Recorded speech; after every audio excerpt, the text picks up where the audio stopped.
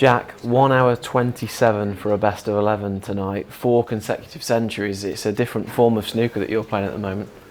Yeah, I think that's sort of how I would love to always play snooker, but obviously it's not possible. But yeah, everything was going in today. The white ball was going where I wanted it. The balls were going in the middle of the pocket. So just kept my focus. And when it's like that, the game feels quite easy. So just kept it up. Just like I said, trying not to think about the centuries or whatever. Keep focused, and yeah, managed to get over the line in the end. Snooker as a sport is trying to appeal to younger people, and we try and do that backstage in all sorts of ways. Actually, we didn't think that it would be that you guys could sometimes, help that on the table. The way that you played tonight, that's going to do wonders for the fans at a young age. I hope so. Yeah, I think this is that's well doable. So if people are watching and they're kids and they think they want to go try and do that when they're older, then to inspire players would be like the dream. So if some little kids pick up a cue and start playing because of watching that, then it'd be a great feeling. But like you said, it's easy to sort of try and promote it, but at the end of the day, I think good snooker sort of speaks for itself, and that's probably why everyone loves Ronnie as much, because he produces the best snooker the most regularly. So I guess you can only talk so much. Sometimes you just got to pop the balls as well.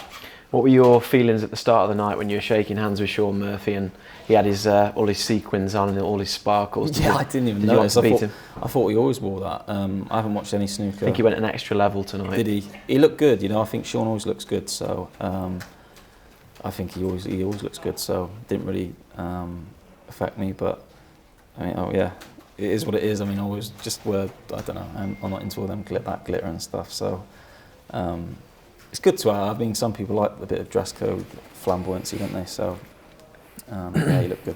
And I think with the sort of record equaling 4 centuries in a row, a lot of players would really be getting a little bit twitchy. I think around that fourth one, they'd be thinking about stats and records and things like that. I think you're actually not really thinking about any of that stuff, are you? I can just remember after 3 tons, I was on 85.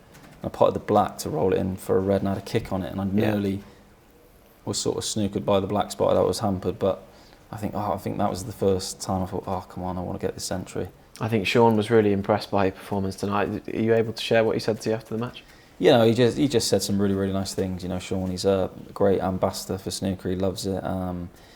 He was very sporting when he sort of called the foul on himself right at the end of the match. So I always just got to say, credit to Sean, win or lose, he's always very, very professional, lovely guy. What he said to me at the end was really nice as well.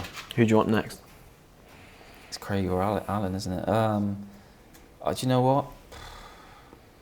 Honestly, couldn't care less, because I know what I've got to do, and if I don't try and play like that, and if I go in thinking, I haven't got to play like that to win, I've got no chance. I know I've got to focus and bring my A game out against whoever it is, and I haven't really got to worry about them. If I can play like that, I know I've got a great chance of winning.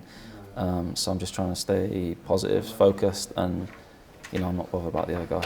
Just finally, it seems like there's a massive buzz around you at the moment. Everyone's talking about you. Just passed Stephen Hendry in the corridor. He's like smiling about your performances. I think the key thing for you now is going to be how you handle that. And I think having your uncle Gary in your corner is going to help out, isn't it? As well as Peter, obviously. I think I probably got a little bit excited yesterday. After the game against Verfer, I thought, I've got a chance of winning this, but then I only slept about 5 hours last night, so that did me no good. But tonight I feel way calmer.